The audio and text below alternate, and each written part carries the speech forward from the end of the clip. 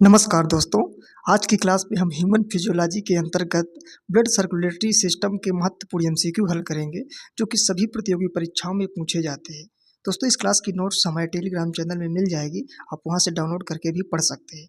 चलिए शुरू करते हैं। Question number first. Question number first में पूछ रहा है कि जो पेस मेकर है उसका संबंध किससे है। यानी गुर्दा यानी किडनी से है, या दिमाग से है, फेफड़ा से है, हार्ट हृदय से है। जो पेस मेकर का संबंध सही उत्तर हो जाएगा इसका हार्ट है। देखो, ये अगर बात करें पेस मेकर क्या होता है, इसको पेस मेकर को हिंदी में गति प्रेरक बोलते हैं। ये एक छोटा उपकरण होता है जो हमारे मानव हृदय में ऑपरेशन करके लगाया जाता है। इसका काम ये होता है जो हृदय गति होती है उसको नियंत्रित करता है, या हृदय की धड़कन को शुरू करता प्रारंभ करता है। अगर हमारी हृदय की धड़कन बढ़ी हुई है तो उसको धीमा कर देगा, और अगर धीमी है तो उसको बढ़ा देगा। यानी ये गति प्रेरक यानी पेस मेकर जो होता है गति प्रेरक होता है, यानी हृदय की गति को नियंत्रित करता है। देखते हैं नेक्स्ट क्वेश्चन। नेक्स्ट क्वेश्चन पूछ रहा है कि पेस मेकर का कार्य क्या है। अभी आपको बताया था पेस मेकर का जो कार्य है क्या होता है। श्वास क्रिया का प्रारंभ करना, पाचन क्रिया का नियमन, कि दिल की धड़कन प्रारंभ करना, मूत्र का बनाने के नियमन। तो इसका सही उत्तर हो जाएगा दिल की धड़कन को प्रारंभ करना, यानी हार्ट की जो है जो धड़कन है उसको स्टार्ट करेगा। नेक्स्ट क्वेश्चन की अगर बात करें, क्या है कि गति प्रेरक किससे संबंधित है। अब गति प्रेरक अभी आपको बता रहे हैं गुर्दा से संबंधित है, कि मस्तिष्क से, कि हृदय से, कि फेफड़ा से। तो सही उत्तर हो जाएगा इसका हृदय से, यानी संबंधित आपका क्या है गति प्रेरक है।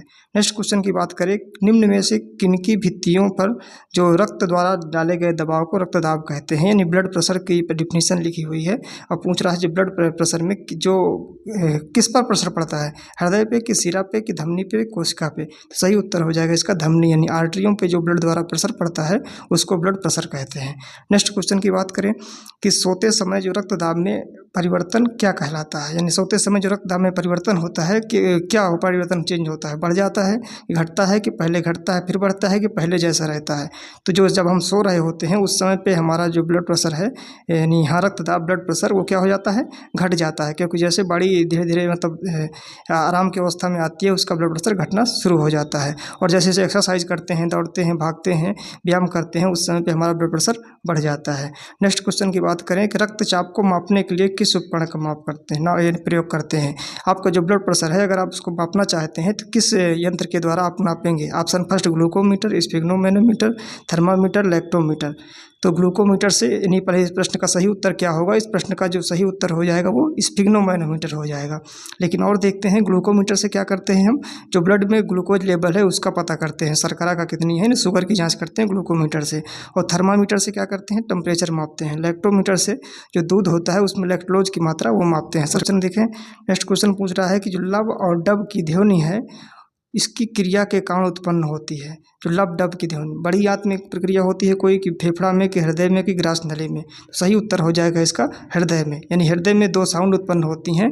एक पहली जो साउंड होती है लब बोलते हैं उसको, एलयूबी, और इसको सिस्टोलिक साउंड होती है, और जो डायस्टोलिक साउंड सेकंड साउंड होती है उसको डब। लेकिन यहाँ पे सिर्फ आपको बस इतना बताना है कि जो लब और डब की साउंड होती है वो हृदय यानी हार्ट से रिलेटेड है, संबंधित है। नेक्स्ट क्वेश्चन की बात करें कि सामान्य मनुष्य का रक्तदाब जो 120/80 होता है, ये संख्या दाब को दर्शाती है, क्या होता है। यानी इसमें 120/80 में 120 क्या होता है और 80 क्या होता है। इस 4 ऑप्शन दिए गए हैं, तो जो इसका सही उत्तर ये हो जाएगा 120 जो होता है वो होता है सिस्टोलिक प्रेशर होता है, और जो 80 होता है वो डायस्टोलिक प्रेशर होता है। तो देखो इसमें सिस्टोल की हिंदी होती है संकुचन, और डायस्टोल की विरामावस्था में। तो ये देखो ऑप्शन जो पहला ऑप्शन दिया है क्रमशः निलय संकुचन और निलय विश्रांति, यही ऑप्शन उत्तर इसका प्रश्न का सही हो जाएगा। यानी जब निलय संकुचन करता है, यानी वेंट्रिकल जब कंट्रैक्ट करता है उस समय 120 प्रेशर होना चाहिए, और जब वेंट्रिकल जो है डायस्टोल कंडीशन में होता है उस समय 80 प्रेशर होना चाहिए। ये है सामान्य मनुष्य का रक्तदाब।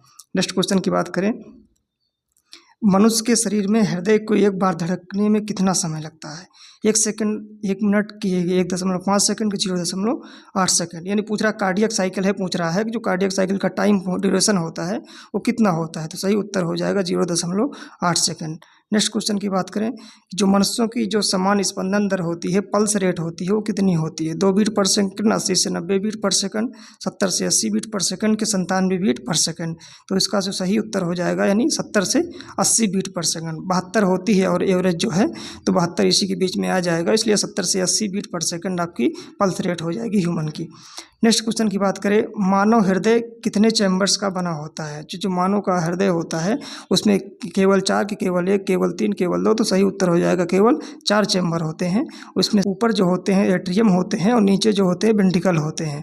और जो आपके जैसे पेज में आप चित्र बनाएंगे वो जो आपके राइट साइड होंगे वो लेफ्ट एट्रियम लेफ्ट वेंट्रिकल होंगे, और जो बाएं साइड होंगे वो राइट एट्रियम राइट वेंट्रिकल होंगे। यानी थोड़ा इसमें उल्टा होता है, जो आपके दाएं हाइट साइड होते हैं वो लेफ्ट वाला होते हैं एट्रियम लेफ्ट वेंट्रिकल, और जो बाएं साइड आपके होंगे वो राइट एट्रियम राइट वेंट्रिकल होंगे। तो कंफ्यूज नहीं होना है। नेक्स्ट क्वेश्चन देखते हैं, नाड़ी दर कहाँ से मापा जाता है? सिरा से कि धमनी से कि त्वचा से कि तंत्रिका से? तो नाड़ी दर आपका जो है धमनी से नापा जाता है, यानी आर्टरी से देखा जाता है नाड़ी दर। नेक्स्ट क्वेश्चन, एक किशोरावस्था जो मनुष्य है उसमें सामान्य रक्तदाब कितना होता है? अभी आपको बता दिए हैं 120/80 mmHg होता है। नेक्स्ट क्वेश्चन देखते हैं, दौड़ लगाते समय जो मनुष्य का रक्तचाप होता है वो क्या होगा? अभी बताया था कि जब सोते समय आपका क्या होता है, घट जाता है। जब आप दौड़ लगाएंगे या कोई भी एक्टिविटी शारीरिक ज़्यादा करेंगे तो उस समय आपका जो है रक्तचाप बढ़ जाता है। तो ये इस क्वेश्चन का जो सही आंसर हो जाएगा ए सही आंसर हो जाएगा। नेक्स्ट क्वेश्चन देखते हैं, सामान्य जीवन काल में मनुष्य का हृदय लगभग कितनी बार धड़कता है? तो पूरा जीवन काल में जो है, यानी सामान्य जीवन काल यानी जो भी एवरेज लाइफ 70 साल या 100 साल होती है, उसके अनुसार लगभग कह रहा है हृदय कितनी बार धड़कता है? तो सही उत्तर हो जाएगा 2 अरब लगभग इतनी बार जो है धड़कता है। नेक्स्ट क्वेश्चन देखते हैं, मानव शरीर में हृदय का कार्य क्या है? हृदय का कार्य पंपिंग स्टेशन की तरह कि शरीर को ऊर्जा देना कि तापक्रम बढ़ाना कि इनमें से कोई नहीं? तो सही उत्तर हो जाएगा पंपिंग स्टेशन की तरह काम करता है, यानी ये हमारे जो ब्लड है उसको एक पंप करता है जिससे शरीर के सभी भागों में ब्लड पहुंच पाता है। नेक्स्ट क्वेश्चन देखते हैं, शरीर की विशालतम धमनी क्या है? विशालतम मतलब सबसे बड़ी जो शरीर की धमनी है, आर्टरी है, वो कौन सी होती है? सबसे बड़ी आर्टरी शरीर की वो वेना कैवा बोलते हैं कि एओर्टा बोलते हैं कि कोशिका बोलते हैं कि केशिका की जो है निलय बोलते हैं? तो जो सबसे बड़ी आर्टरी होती है उसको एओर्टा बोलते हैं, महाधमनी इसको। नेक्स्ट क्वेश्चन, स्वस्थ मानव के शरीर में रक्त की कुल मात्रा कितनी होती है? यानी जैसे शरीर का वजन है उसका 10% होती है कि शरीर के 25%, के शरीर का 7%, के शरीर के वजन का 5%? तो सही उत्तर हो जाएगा शरीर के वजन का 7% जो है हमारे शरीर में, ह्यूमन के शरीर में रक्त की मात्रा होती है। नेक्स्ट क्वेश्चन, अब एक वयस्क में यहाँ पे पूछ रहा है कि आयतन कितना होता है? वो तो बता दिया कि जो ह्यूमन बॉडी है उसका 7% होगी, लेकिन उसका आयतन कितना होगा? तो जो 3 से 4 लीटर के बीच में, कि 4 से 5, कि 5 से 6, कि 6 से 7? तो सही उत्तर हो जाएगा 5 से 6 लीटर के बीच में ब्लड वॉल्यूम होता है। और ये भी बता दें आपको कि जो मेल में ब्लड वॉल्यूम होता है वो फीमेल के कंपेरिजन में ज़्यादा होता है। नेक्स्ट क्वेश्चन की बात करें कि जो मानव का रक्त है उसमें पीएच कितना होता है? पीएच उसका कितना मान होता है? 7.4, कि 10, कि 6.5, कि 5.8? तो सही उत्तर हो जाएगा 7.4 जो है ह्यूमन ब्लड का पीएच होता है। नेक्स्ट क्वेश्चन की बात करें, मानव शरीर में रुधिर बैंक का कौन कार्य करता है? रुधिर बैंक यानी रुधिर जो है कहाँ पे इकट्ठा रहता है? तो तिल्ली या प्लीहा जिसको स्प्लीन बोलते हैं वहाँ पे, कि फेफड़ा में, लंग्स में, कि हार्ट में, कि लीवर में, यकृत में? तो जो रिजर्वायर ऑफ ब्लड बोलते हैं, आरबीसी का जो रिजर्वायर होता है उसको प्लीहा बोलते हैं, यानी स्प्लीन में होते हैं। स्प्लीन को रिजर्वायर ऑफ आरबीसी बोलते हैं, ग्रेवयार्ड ऑफ आरबीसी यानी कब्रिस्तान जो ब्लड का बोलते हैं उसको प्लीहा को बोलते हैं। नेक्स्ट क्वेश्चन पूछ रहा है कि जो मानव रक्त प्लाज्मा में प्राय पानी की कितनी मात्रा जो है में कितनी भिन्नता होती है? तो जो ब्लड होता है वो दो भागों में डिवाइड होता है, एक उसमें प्लाज्मा होता है, एक फार्म एलिमेंट यानी आरबीसी, डब्ल्यूबीसी, प्लेटलेट्स होती हैं। तो जो प्लाज्मा 55% होता है उसमें कितने % पानी होता है? तो प्लाज्मा में जो पानी होता है वो 91 से 92% सही होता है, ये इसका यानी डी ऑप्शन सही हो जाएगा। नेक्स्ट क्वेश्चन देखें कि रक्त में पाई जाने वाली धातु है, तो रक्त में कौन सी धातु पाई जाएगी? कैल्शियम, की जिंक, की सोडियम, की लोहा? सही उत्तर हो जाएगा लोहा, यानी हमारे जो यानी रक्त है ब्लड में उसमें लोहा पाया जाता है, हीमोग्लोबिन पाया जाता है ना, तो वही लोहा हो जाएगा इसका सही उत्तर। नेक्स्ट क्वेश्चन देखिए कि शरीर में कौन सा अंग रक्त उत्पादन करता है? यानी जो आपका ब्लड है वो कहाँ फॉर्मेशन होता है? मस्तिष्क में, कि अस्थिमज्जा में? अस्थिमज्जा को बोन मैरो बोलते हैं, कि हृदय में, कि फेफड़ा में, लंग्स में? तो जो ब्लड का उत्पादन हमारा होता है वो बोन मैरो में होता है, अस्थिमज्जा में हमारा ब्लड का क्या होता है? उत्पादन होता है, फॉर्मेशन होता है। और इसके बाद कौन सा कथन सही है, आप प्रश्न पूछ रहा है नेक्स्ट कि कौन सा कथन सही है? 4 कथन दिए हुए हैं, आपको पढ़ना है, बताना कौन सा कथन सही है। शरीर में सारा रक्त किडनी के माध्यम से मिल जाता है, शरीर में सारा रक्त किडनी के माध्यम से गुजरता है, शरीर में सारा रक्त किडनी के माध्यम से शुद्ध होता है, शरीर में सारा रक्त किडनी के माध्यम से बनता है। तो जिसका सही उत्तर हो जाएगा शरीर में सारा रक्त किडनी के माध्यम से शुद्ध होता है। किडनी में क्या होता है? ब्लड सारा पहुँचता है किडनी में यानी गुर्दों में, और वहाँ से प्यूरिफिकेशन होता है। तो इसका यही प्रश्न सी जो है सही हो जाएगा। नेक्स्ट क्वेश्चन देखिए, मानव शरीर शरीर में खून की शुद्धिकरण की प्रक्रिया को क्या कहते हैं?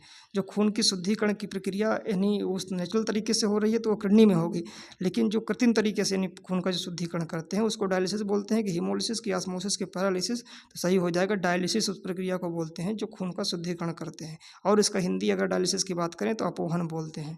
अपोहन विधि द्वारा हम खून का शुद्धिकरण करते हैं। अगला क्वेश्चन पूछ रहा है नेक्स्ट यानी रक्त में लाल रंग निम्नलिखित में किसके कारण होता है? प्लाज्मा के कारण, कि हीमोग्लोबिन के कारण, कि आरबीसी के कारण, कि डब्ल्यूबीसी के कारण? जो ब्लड में लाल रंग होता है वो हीमोग्लोबिन के कारण होता है। नेक्स्ट क्वेश्चन देखें कि हीमोग्लोबिन में क्या होता है? तो हीमोग्लोबिन में कौन सी धातु पाई जाती है? तांबा, की लोहा, की मैग्नीज, की जस्ता? सही उत्तर हो जाएगा लोहा होता है हीमोग्लोबिन में। हीमोग्लोबिन में बना ही दो शब्दों से मिलकर बना है, हीम और ग्लोबिन। तो हीम शब्द का मतलब ही होता है आयरन, लोहा। नेक्स्ट क्वेश्चन देखें, शरीर में हीमोग्लोबिन का कार्य क्या है? हीमोग्लोबिन का कार्य क्या है? ऑक्सीजन का परिवहन करना, कि जीवाणुओं का नाश, कि रक्त अल्पता का निवारण, कि लौह का उपयोजन? जो शरीर में हीमोग्लोबिन है उसका कार्य है ऑक्सीजन का परिवहन करना, यानी हीमोग्लोबिन से ही हमारा जो ऑक्सीजन है ब्लड के थ्रू से विभिन्न पार्ट में शरीर के अंगों में पहुंच पाती है। तो ये ऑक्सीजन का इसका परिवहन कार्य हीमोग्लोबिन का ही है, तो 29 का ये ऑप्शन सही हो जाएगा। नेक्स्ट क्वेश्चन की बात करें कि जो हीमोग्लोबिन किसका महत्वपूर्ण घटक है? आरबीसी का, कि डब्ल्यूबीसी का, कि पट्टिकाणु का, कि जीवद्रव्य का? तो जो हीमोग्लोबिन का सही उत्तर हो जाएगा किसका घटक है, वो उत्तर हो जाएगा ऑप्शन ए आरबीसी का, क्योंकि डब्ल्यूबीसी में तो हीमोग्लोबिन पाई ही नहीं जाती हैं। हीमोग्लोबिन डब्ल्यूबीसी में क्या होती हैं? एब्सेंट होती हैं। तो सही उत्तर हो जाएगा इसका आरबीसी। पूछ रहा है प्रश्न में कि कौन सी रक्त वाहिकाएं हैं जो साफ रक्त फेफड़ों को हृदय में ले जाती हैं? यानी जो आपका ब्लड है, शुद्ध ब्लड जो है वो फेफड़ों से आपका हृदय में आ रहा है, तो जो शुद्ध रक्त आ रहा है उस जनरली जो है आर्टरी में रहता है, लेकिन इस प्रश्न का जो उत्तर हो जाएगा उस पल्मोनरी वेन हो जाएगा। यही अपवाद है, यहाँ पे पल्मोनरी वेन यानी वेन है लेकिन फिर भी इसमें शुद्ध रक्त है। सभी जितने भी शरीर की शिराएं होती हैं यानी वेन्स होती हैं उसमें अशुद्ध रक्त बहता है, लेकिन ये पल्मोनरी वेन ही ऐसी वेन है जिसमें शुद्ध रक्त बहता है। और पल्मोनरी आर्टरी जो होती है इसमें अशुद्ध रक्त बहता है। बाकी और जितनी भी शरीर के सभी आर्टरी होती हैं, धमनी होती हैं, उसमें क्या होता है? शुद्ध रक्त बहता है। तो ये अब थोड़ा सा इसमें ध्यान देना है कि जो शुद्ध रक्त भी है और फेफड़ों से हृदय को ले जाती हैं उसको पल्मोनरी वेन बोलते हैं, यानी फुसफुस शिरा बोलते हैं। शुद्ध रक्त है लेकिन फिर भी शिरा में बह रहा है। ठीक है, नेक्स्ट क्वेश्चन देखते हैं। पूछ रहा है निम्नलिखित में से किसकी सहायता से रक्त द्वारा ऑक्सीजन ले जाया जाता है? ये श्वेताणु यानी ल्यूकोसाइट के द्वारा, कि लसिकाणु लिम्फोसाइट के द्वारा, कि बिम्बाणु थ्रोम्बोसाइट के द्वारा, कि लोहित कोशिकाएं यानी आरबीसी के द्वारा ऑक्सीजन को ले जाया जाता है? तो प्रश्न का सही उत्तर हो जाएगा लोहित कोशिकाएं के द्वारा हम ऑक्सीजन को ले जाते हैं। नेक्स्ट क्वेश्चन देखें, किसके मौजूदगी के कारण शरीर के भीतर रक्त जमता नहीं है? यानी जो हमारे ब्लड है शरीर में वो लिक्विड अवस्था में होता है, इधर उधर मूवमेंट करता रहता है, जमता नहीं है, और जैसे बाहर निकलता है तो उसमें जम जाता है। तो पूछा जा रहा है कि क्या ऐसा कारण है कि ब्लड नहीं जमता है? उसमें क्या पाया जाता है? फाइब्रिन के कारण, कि प्लाज्मा के कारण, कि हीमोग्लोबिन, की हिपैरिन? सही उत्तर हो जाएगा हिपैरिन। जो ब्लड में हमारे हिपैरिन प्रेजेंट होता है इसलिए ब्लड क्लॉट नहीं कर पाता ह्यूमन बॉडी के अंदर। हमारे शरीर में अगला नेक्स्ट क्वेश्चन है, हमारे शरीर में कौन सी कोशिकाएं मानव शरीर के सैनिक के रूप में प्रसिद्ध हैं? यानी जैसे हमारे कोई अटैक करता है, कोई फायर मटेरियल या कोई पहुंचता है बॉडी में, तो हमारी उसकी एंटीबॉडी बनती है, यानी उससे लड़ती हैं, एक सैनिक के रूप में काम करती हैं। वो बॉडी की कौन सी सेल्स हैं? श्वेत रक्त कोशिकाएं यानी डब्ल्यूबीसी, की आरबीसी लाल रुधिर कणिकाएं, कि बेसोफिल्स, की इओसिनोफिल्स? तो सही उत्तर हो जाएगा इसका श्वेत रक्त कोशिकाएं जो होती हैं वो डब्ल्यूबीसी सैनिक के रूप में काम करती हैं। नेक्स्ट क्वेश्चन देखें कि रुधिर के प्लाज्मा में निम्नलिखित में से किसके द्वारा एंटीबॉडी निर्मित होती है? रुधिर में जो प्लाज्मा है उसमें किसके द्वारा एंटीबॉडी निर्मित होती है? तो मोनोसाइट के द्वारा, कि इओसिनोफिल्स, की लिम्फोसाइट्स, की न्यूट्रोफिल्स? तो सही उत्तर हो जाएगा लिम्फोसाइट्स जो होती हैं डब्ल्यूबीसी की एक सेल्स होती हैं, टाइप होती हैं, वो जो है एंटीबॉडी निर्मित करती हैं। टी लिम्फोसाइट होता है, बी लिम्फोसाइट होते हैं, इसके प्रकार ये हो गए। नेक्स्ट क्वेश्चन देखें कि लाल रक्त कणिकाएं जो होती हैं आरबीसी वो किसके नाम से जानी जाती है? यानी आरबीसी को और किस नाम से जानते हैं? इरिथ्रोसाइट्स के द्वारा, कि ल्यूकोसाइट्स, के थ्रोम्बोसाइट, की इओसिनोफिल्स? तो आरबीसी को हम इरिथ्रोसाइट्स जानते हैं, ल्यूकोसाइट्स को डब्ल्यूबीसी कहते हैं, और थ्रोम्बोसाइट्स को प्लेटलेट्स कहते हैं, और जो इओसिनोफिल्स है ये डब्ल्यूबीसी का एक प्रकार होते हैं। नेक्स्ट क्वेश्चन, लाल रक्त कोशिकाओं के निर्माण के लिए शरीर का कौन सा अंग जिम्मेदार है? यानी जो आरबीसी हैं शरीर हमारे ब्लड की वो कहाँ से बनती हैं? फेफड़े से, कि हृदय से, कि मस्तिष्क से, कि अस्थिमज्जा से? तो सही उत्तर हो जाएगा इसका बोन मैरो। अस्थिमज्जा में ही जो आरबीसी का फॉर्मेशन होता है। ये अस्थिमज्जा क्या होता है? अस्थिमज्जा ये जो बोन होती है उसके अंदर पाया जाता है, बोन मैरो होता है, वहीं से आपका जो है ब्लड का निर्माण होता है। नेक्स्ट क्वेश्चन पूछ रहा है कि निम्नलिखित में से आरबीसी का जो कब्रिस्तान है किसको कहा जाता है, यकृत को कि अस्थिमज्जा को कि प्लीहा को। तो सही उत्तर हो जाएगा स्प्लीन को, यानी जो है हम आरबीसी का कब्रिस्तान कहते हैं, वहाँ पे रिजर्वायर ऑफ आरबीसी कहते हैं या ग्रेवयार्ड ऑफ आरबीसी प्लीन को कहते हैं, स्प्लीन को और प्लीहा को कहते हैं। नेक्स्ट क्वेश्चन की बात करें कि मनुष्य की लाल रक्त कोशिकाओं का जीवन काल कितना होता है। तो जो लाल रक्त कोशिकाएं होती हैं आरबीसी, उनका जीवन काल 120 दिन होता है। नेक्स्ट क्वेश्चन पूछे कि मानव शरीर में लाल रक्त जो है कण है निर्माण कहाँ होता है, अभी आपको बताया अस्थिमज्जा में होता है। नेक्स्ट क्वेश्चन, लाल रुधिर कणिकाओं का उत्पादन निम्नलिखित में से किसके द्वारा होता है, यकृत के द्वारा, हार्मोन के द्वारा, अस्थिमज्जा की हृदय। तो सभी का उत्तर इसका भी हो जाएगा, अस्थिमज्जा यानी बोन मैरो में लाल रुधिर कणिकाओं का निर्माण होता है। नेक्स्ट क्वेश्चन पूछ रहा है उच्च उन्नतांश पर मानव शरीर में आरबीसी का क्या होगा, यानी जैसे जैसे हम किसी जैसे पहाड़ हैं उसमें हम चढ़ रहे हैं तो आरबीसी का में क्या चेंजेज आएगा ह्यूमन बॉडी के, आकार बढ़ेगा कि आकार घटेगा कि संख्या बढ़ेगी कि संख्या घटेगी। तो जैसे जैसे हम मतलब किसी पहाड़ में उसमें चढ़ते हैं तो आरबीसी की संख्या बढ़ना शुरू हो जाती है, क्योंकि जैसे जैसे जैसे हम चढ़ते हैं तो हमें ऑक्सीजन ज़्यादा चाहिए होता है, और ऑक्सीजन ज़्यादा ऑक्सीजन चाहिए, इसके लिए हमको ब्लड में आरबीसी ज़्यादा चाहिए संख्या, जिससे कि ब्लड ऑक्सीजन का ट्रांसपोर्ट हो सके। तो जैसे जैसे हम ऊपर चढ़ेंगे उससे वैसे आरबीसी की संख्या बढ़ने लगेगी। तो इस प्रश्न का सही उत्तर हो जाएगा सी। नेक्स्ट क्वेश्चन की बात करें, मनुष्य के रक्त में श्वेत रुधिर जो कणिकाएं हैं वो सबसे ज़्यादा किस प्रकार की जो टाइप हैं, ढेर सारी इनके श्वेत रुधिर कणिकाओं की आरबीसी डब्ल्यूबीसी की, तो कौन सी किस्म की अधिक होती हैं। 4 ऑप्शन दिया है, इओसिनोफिल्स, बेसोफिल्स, लिम्फोसाइट, न्यूट्रोफिल्स में। तो जो इस प्रश्न का सही उत्तर हो जाएगा, यानी न्यूट्रोफिल्स सेल्स जो होती हैं वो डब्ल्यूबीसी में सबसे ज़्यादा होती हैं। कितनी होती हैं, 60 से 65% होती हैं। अगर इनको आप याद करना चाहें, इनके लिए एक ट्रिक होती है नो लॉन्गर ईट मंकी ईट बनाना, नो लॉन्गर मंकी ईट बनाना। इसको आप याद कर लेंगे तो आप इससे जितनी भी डब्ल्यूबीसी की टाइप्स होती हैं, neutrophils, lymphocyte, monocyte, eosinophils, basophils, इन सभी का क्रम याद कर लेंगे। सबसे ज़्यादा क्रम जो होता है इधर से पहले स्टार्टिंग से क्रम से है, और फिर इधर बाकी डिक्रीजिंग आर्डर में सारी लिखी हुई हैं। तो न्यूट्रोफिल सबसे ज़्यादा 60 से 65%, लिम्फोसाइट 20 से 25% होती है, मोनोसाइट 6 से 8%, इओसिनोफिल्स 2 से 3%, बेसोफिल्स 0.5 से 1% होती है। यानी पूछ लिया, अगर यहाँ तो पूछा है प्रश्न में सबसे अधिक कौन होती है, तो उत्तर हो गया सही लिम्फोसाइट, न्यूट्रोफिल्स हो गया सही उत्तर इस प्रश्न का। न्यूट्रोफिल सबसे ज़्यादा पाई जाती है। लेकिन अगर पूछता सबसे कम कौन सी डब्ल्यूबीसी सेल से पाई जाती है, तो सही उत्तर हो जाता बेसोफिल्स सबसे कम पाई जाती है।